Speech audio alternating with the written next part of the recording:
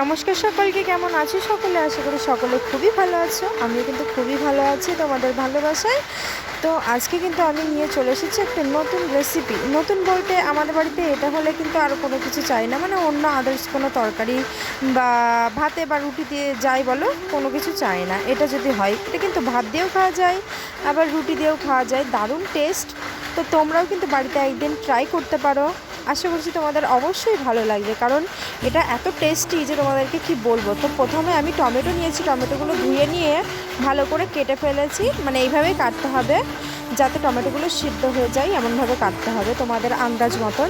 তো আমি টমেটোগুলো কেটে নিয়েছি। এবার কিন্তু আমি গ্যাসটা লো ফ্লেমে রেখে কড়াইটা বসিয়ে নিয়েছি। কড়াইটা গরম হয়ে গেলে তেল দিয়ে দিয়েছি।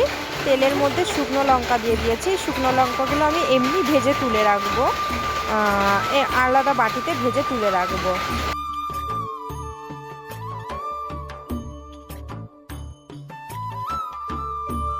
এই তেলের মধ্যেই আমি দিয়ে দেবো ওই কেটে রাখা টমেটোগুলো।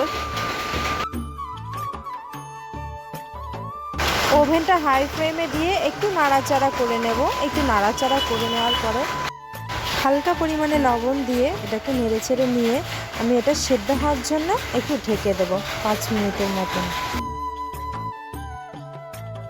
সাইডে নিয়ে নেব আমি 3টে পেঁয়াজ। এই পেঁয়াজগুলোকে যত ছোট ছোট করে কুচি কুচি করতে পারবে ততই কিন্তু ভালো। তো আমি সবকটা পেঁয়াজগুলোকে কুচি কুচি করে নেব।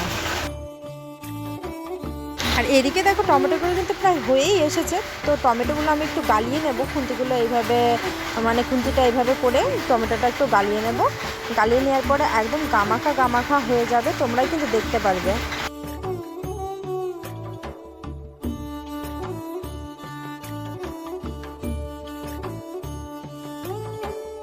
এবারে কিন্তু টমেটোটা পুরো হয়ে গেছে। পেঁয়াজের বাটিতে আমি এটা নামিয়ে নেব।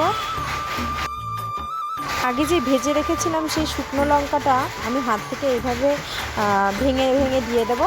আর বাদ বাকিটা আমি লবণ দিয়ে মাখিয়ে এর মধ্যে দিয়ে দেবো। বলেছিলাম একটু লবণ কম দিতে, কারণ এখানে লঙ্কার মধ্যে একটু লবণ দিতে হবে তার জন্য।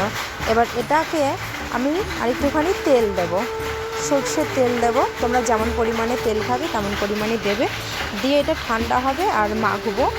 তো বেশি একটা ঠান্ডা হলে চলবে না, একদম ঠান্ডা ভালোও লাগবে না।